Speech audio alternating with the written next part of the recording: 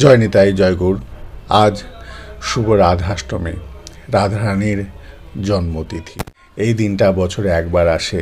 বিশ্ববাসীর হৃদয়ে চিত্তে রাধারানীর মহিমা, রাধারানীর সৌন্দর্য, লীলা মাধুরীর স্মৃতি জাগিয়ে যায়।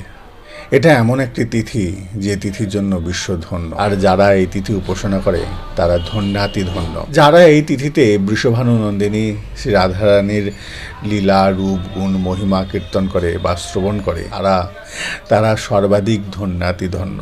কারণ এই পরম পাবনী তিথি অখণ্ড মহাভাবের শুভ অবতরণ করে। তো শ্রীল ঠাকুর মশাই বলছেন, রাধিকা চরণ রেণু ভূষণ করিয়া তনু অনায়াসে পাবে গিরিধারী। মহাজন বলছেন, যদি তুমি গিরিধারীর চরণ পাদ পদ্ম পেতে চাও তাহলে পরে সাধন, ভজন, পরিশ্রম করতে হবে। কেননা ওই গোবিন্দচরণ গিরিধারীর পাদ পদ্ম পেতে গেলে তোমাকে সাধন, ভজন, পরিশ্রম করতেই হবে, না হলে করুণা তো আসবে না। আমাদের পূর্ববর্তী মহাজনগণ বলছেন, আখ দেখেছ? আখের মধ্যে মিষ্টি রস থাকে। বললেন, ওই রসটা তুমি পাবে কি করে? না, প্রথমে ওই আখটাকে কোনো মেশিনে বা কোনো কঠিন বস্তুর দ্বারা পেশাই করতে হবে, এবং পেশাই করলে পরে তার থেকে যে রসটা বেরিয়ে আসবে মিষ্টি রস। ঠিক তেমনি সাধন ভজনের দ্বারা নিংড়ে বার করতে হবে সেই প্রেম রসকে। এটাই হচ্ছে রীতি, এটাই হচ্ছে ভগবানের কৃপা পাওয়ার নিয়ম।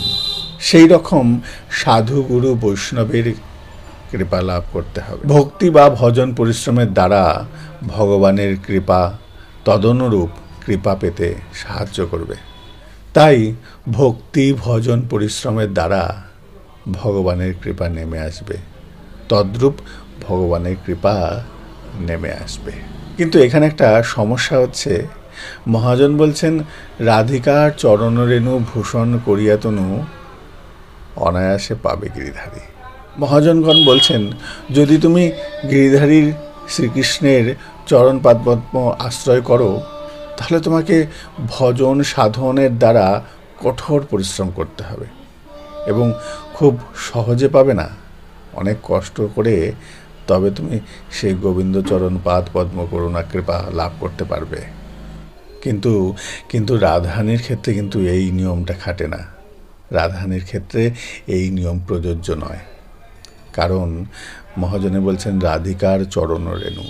রাধারানীর চরণের একটা ধূলিকণা যদি তোমার অঙ্গে লাগে, অঙ্গে স্পর্শ হয়, তাহলে মেনে নাও তোমাকে গোবিন্দ কৃপা করবেন, গোবিন্দ নিজে এসে তোমাকে কৃপা করবেন। রাধিকা চরণ রেণু ভূষণ করিয়া তনু অনায়াসে পাবে গিরিধারী। শ্রীমতী রাধারানীর কথা বলে শেষ করা যায় না। ব্রহ্মা আদি দেব, যত দেবদেবী আছেন, তারাও রাধারানীর কথা বলতে অসমর্থ, সম্পূর্ণ করতে পারেন না। শ্রীমতী রাধারানীর কথা স্বয়ং গোবিন্দও বলতে সমর্থ নন। সেই রাধা কথা সবার পক্ষে বলা সম্ভব নয়। যদি কেউ কিছু বলে তাহলে রাধারানী নিজেই তার কথা বলিয়ে নিচ্ছেন, এবং সর্বোপরি গুরুকৃপা। তো আমরা যারাই রাধারানীর কথা যেটুকু বলি বা শ্রবণ করি, এটা রাধারানীর কৃপা এবং গুরুকৃপা। যদি কোথাও ত্রুটি হয়ে থাকে, আমার দ্বারা কোথাও ত্রুটি হয়ে থাকে, তাহলে নিজ গুণে ক্ষমা করবেন। জয় গৌর, জয় নিতাই।